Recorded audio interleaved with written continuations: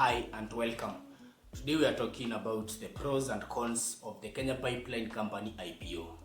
So on 19th of February 2026, that is last week, the Kenya Pipeline offered its first IPO, offering their shares at 9 shillings per share for the general public. This was achievable through the ZD Trader, which is powered by M-Pesa. So today, what are we talking about? So in this video, you learn one, what is Kenya Pipeline Company, what it does, and why it matters. 2, I'll go through the financial summaries, just a little bit here and there about the Kenya Pipeline Company financials of the year ending June 2026. So I'll also explain a little bit of how the IPO works, and finally talk about the pros and cons to the investors. So let's dive in.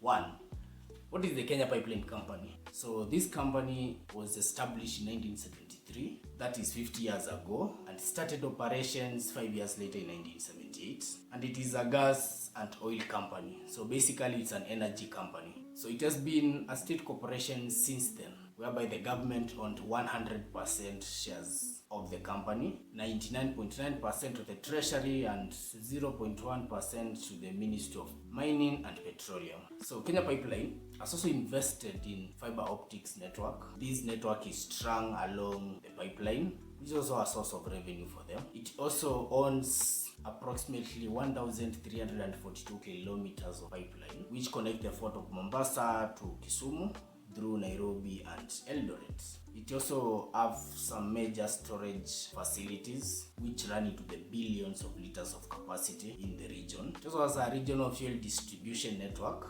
serving Kenya, Uganda and beyond. So Kenya Pipeline Company also operates fiber optic cable, as I've said above there. So it makes it both an energy and an infrastructure company. So simply put, when fuel moves in Kenya and major parts of East Africa, it almost always moves through Kenya Pipeline Company. Kenya Pipeline Company literally sits at the core of East African energy infrastructure. And that's why this IPO is very significant, according to me and according to a lot of other people. So if energy is indeed the blood of an economy, then in the context of East Africa, Kenya Pipeline Company is the heart and blood vessels pumping through the economic body. So number 2, what does Kenya Pipeline financials look like? So I went through the financials of Kenya Pipeline. So I'll just give you a summary. The financial report is over 157 pages long.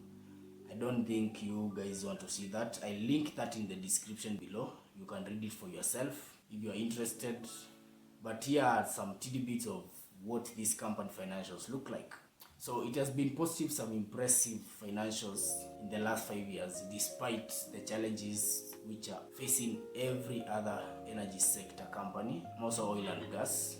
With the war in Ukraine and Russia extending for over 4 years and the instability in the Middle East, it's very impressive for this company to post positive financials. So this is all the microeconomics pressures, volatile financial markets, and also the inflation over the last, since COVID, the inflation has been crazy in this country. Anyway, in the last 2 years, specifically in 2023, the second quarter, Kenya Pipeline Company acquired the Kenya Petroleum Refineries Limited. So this is based in Mombasa. This will provide additional storage capacity for this company to complement the KPC oil storage facility. It also reduces the demurrage fees. And for who don't know what that means, this is a fee which is charged by shipping lanes or port authorities to importers when their cargo overstays over the agreed upon free time. So there are charges which are incurred into that. So by adding the Kenya Petroleum Refineries Limited to their portfolio, Kenya Pipeline really has increased their storage capacity. Also, they have gotten into the business of LPG. So they are now importing the liquid petroleum gas. They also handling the LPG, and they have built some storage facilities for LPG. They have also invested heavily to mitigate leaks and intrusion through detections, and that is commendable for them. Anyway, despite the marginal decrease in assets, which you'll see above, I'll put that in the screen. Profits before tax have gone upwards in the last 5 years. There's a chart and some two graphs which I'll post in the screen. So for the financials of 2024, this company had total assets of 120 billion Kenyan shillings, which is roughly $938 million. They had a free cash flow of 6.5 billion, which is almost equivalent to $50 million. But these are significant decreases from the previous years. I'll attach the financial report there so that you can see the difference between 2023 and 2024. But I guess it's because they acquired some companies, but we'll have to see.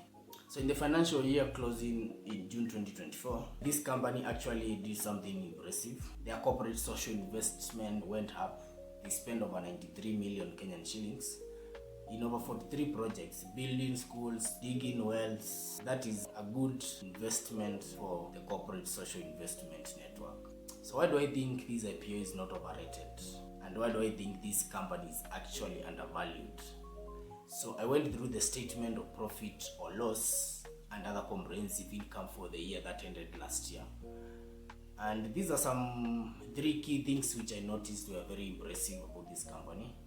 Given that it was a parastatal fully, they had a gross profit of 20 billion shillings, which is roughly $161 million. That's from a low of 17.6 billion in 2023, a difference of over 3 billion Kenyan shillings, which is equivalent to $23 million. I would say that is a big jump for a parastatal. They also have reduced the operating expenses by 2.7 billion over the last 1 year. So in 2023, they had operating expenses of 13 billion shillings. In 2024, they had operating expenses of 10.3 billion. And that is a difference of over $20 million or 2.7 billion Kenyan shillings. So I think that is a key point of the growth inside this company. So in their profit and loss after taxation, this company made 6.8 billion shillings, equivalent to $53 million, from a low of 4.4 billion Kenyan shillings, which is a difference of over $18 million or 2.36 billion Kenyan shillings. These figures actually inspire confidence to me, because if it's well managed and run with the infrastructure of a public company with a fiduciary duty to the investors, KPC will obviously soar to new heights. So number 3, what is the KPC IPO? So this is when a company sells its shares to the public for the first time. So in this case, the government of Kenya is selling 65% of its shares, which is 11.8 billion shares roughly. They want to raise 106 billion Kenyan shillings from selling these 11 billion shares at a price of 9 shillings per share. But they are keeping the 35% indefinitely. So this would value Kenya Pipeline Company at slightly above 163 billion shillings or $1.25 billion, which is a behemoth according to Kenyan companies. So these shares will be listed in the NSE, and the objective is to transition Kenya Pipeline Company from being a fully state-owned to a public-owned company. And I think for the price of the shares and the numbers the government want to raise to make this company public, this is a good opportunity for Kenyans and also people who are not in Kenya, Ugandans and the globe. They can access these shares through the M-Pesa application, mini app called the ZD Trader, which is powered by M-Pesa. So pros and cons of the Kenya Pipeline IPO. So Kenya Pipeline Company, Safaricom and NSE have collaborated to bring direct access for mobile investors through the ZD application, which is powered by M-Pesa. So this eliminates the bureaucracy. It also eliminates the fees, the opening of CDS accounts and all that process which involves the old system. So another pro is that this is a stable company. We have seen their profits, we have seen their growth over the years, and Kenya Pipeline Company is in the core infrastructure of East Africa. So its net worth is over 120 billion of assets. We have seen the positive cash flows, the net profits, and the reasonable dividends which they pay to their investors. I'll post some of the graphs so that you can see their financials here. So number 3, Kenya Pipeline is also essential to the energy sector, and that creates predictable demand. So with Uganda National Oil Company buying a significant share of Kenya Pipeline Company, this signifies stable and predictable operations to a country that contributes over 52% actually of the transit revenues that Kenya Pipeline Company gets. So what are the cons? I don't have so many cons, but even if the ZD trader lowers the entry, investing in an IPO is still risky and there are risks which are involved. So these are long-term investments.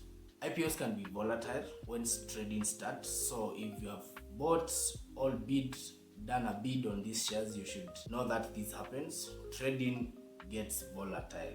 When the public panics, a lot of things can go wrong or right. So there's also regulatory and pricing risks. So the Kenya Pipeline Company tariffs are regulated by Parliament.